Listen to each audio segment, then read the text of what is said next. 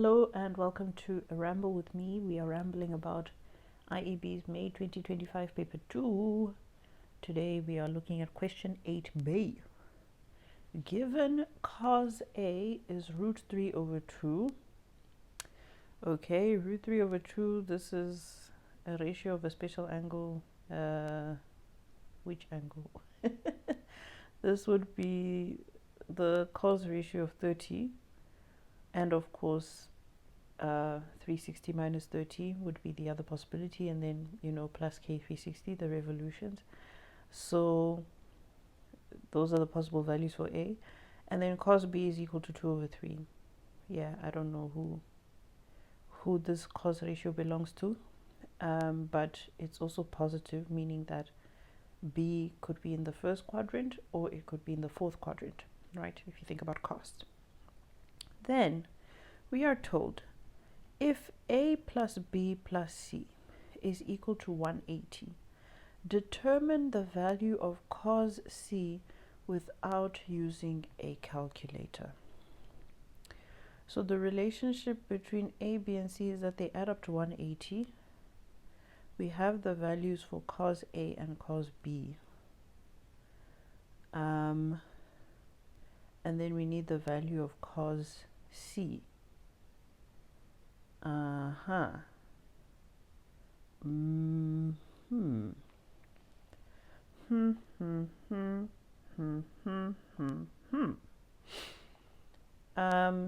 Okay, so I just want to state this for myself. C is the same as 180 minus A plus B, right?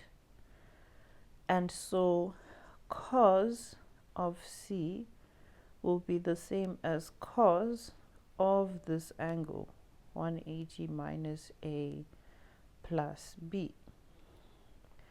And we know that cos of 180 minus something is the same as minus cos of the something. Okay, right? And so I've managed to express cos of C in terms of cos of A and B, which is cool.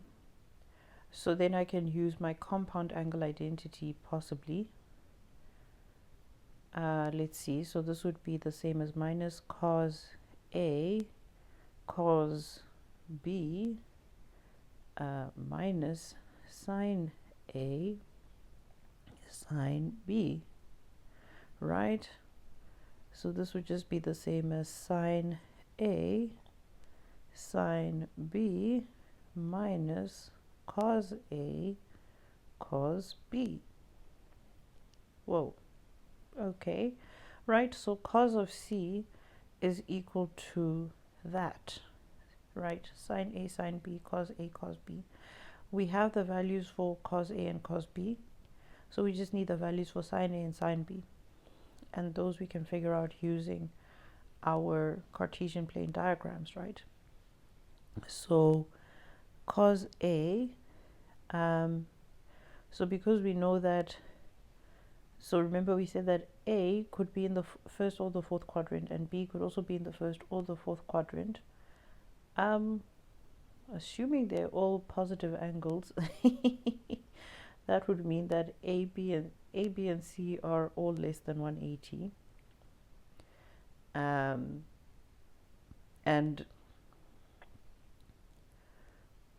so between 0 and 180 to be more specific. And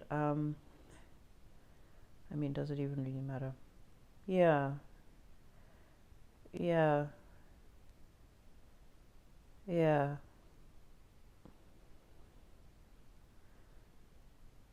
I don't know. For my small brain, it just makes sense that A, B, and C are between 0 and 180. Like, I am recording this close to midnight.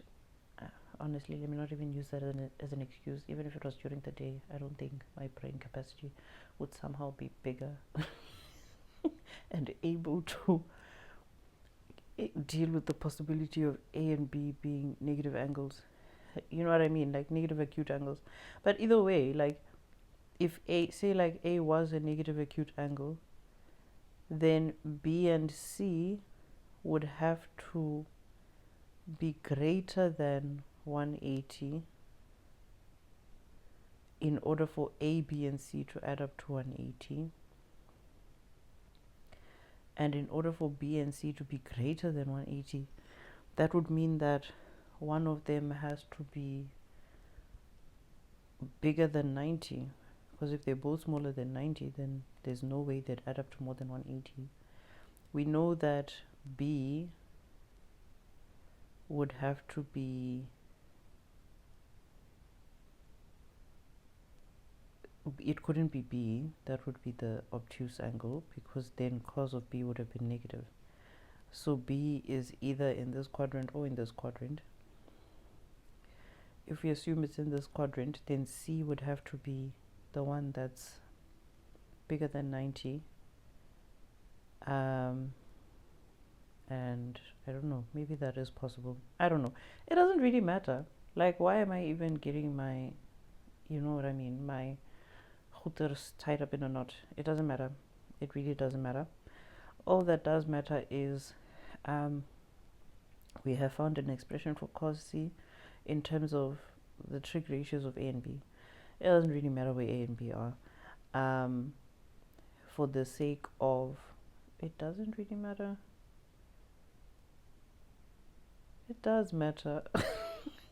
It does matter, because if A is in this quadrant, then the sign ratio is going to look very different than if A is in this quadrant.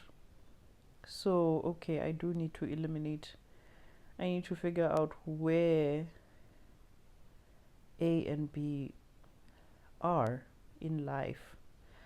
Okay, so let's see if I can do this without freaking myself out.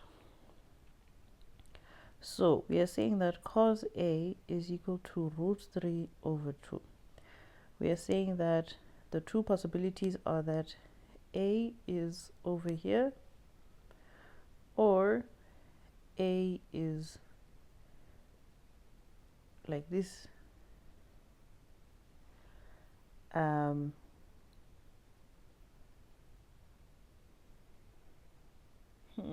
This is giving me anxiety.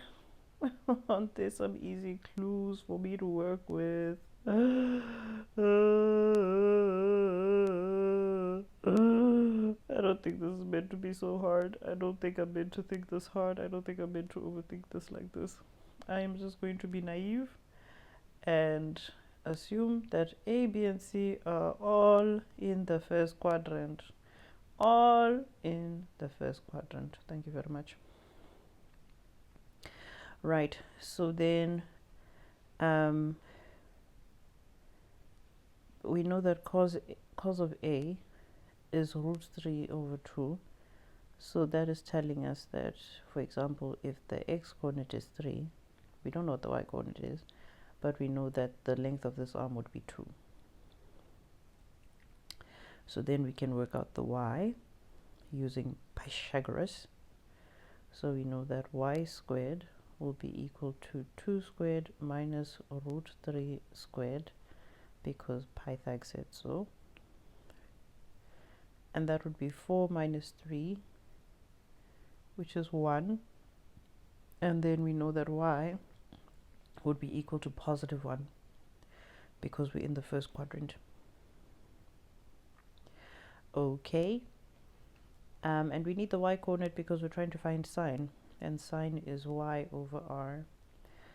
Then for the second one, similarly, we have b, that I am also going to believe is in the first quadrant. And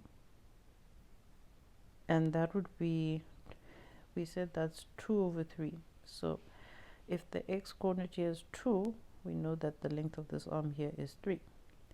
So then again, we can do some Pythag. So pi, or y squared, is equal to 3 squared minus 2 squared, because Pythag said so. That is 9 minus 4, which is 5. And then y will be just the positive square root of 5. So the length of this side here is root 5.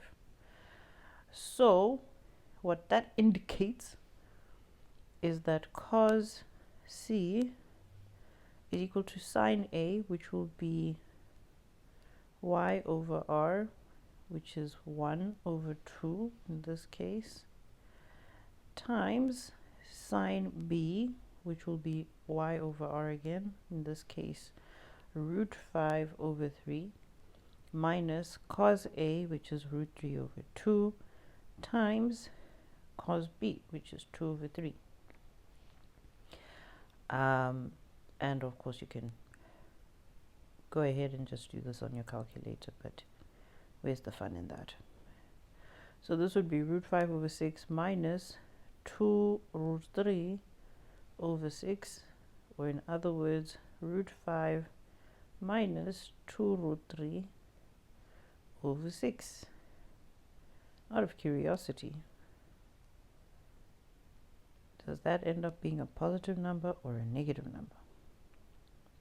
That'll be really interesting. I am hoping and praying that it will be a positive number. Otherwise, I will have questions for, oh, it is a negative number. I guess that is possible. So that would be a situation where A and B are very small angles, and then C is an obtuse angle. So it ends up being having a negative cos ratio.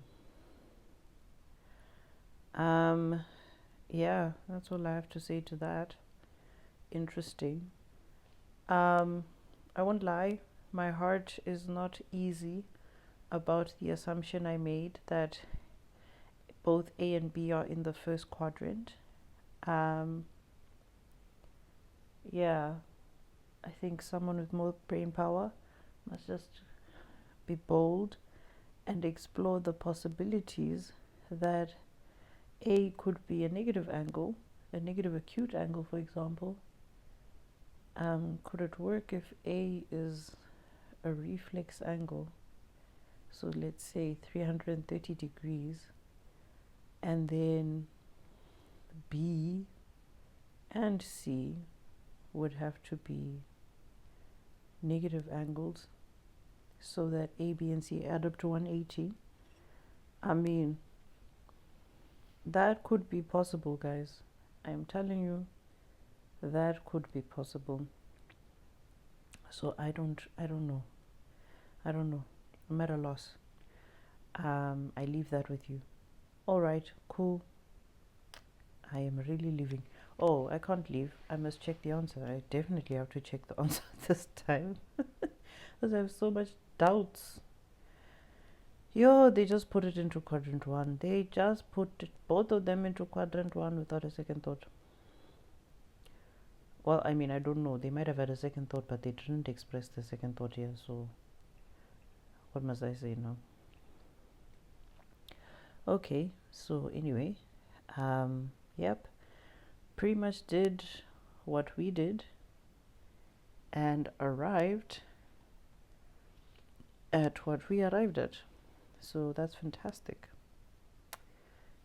And so we will leave it at that. Cheerio.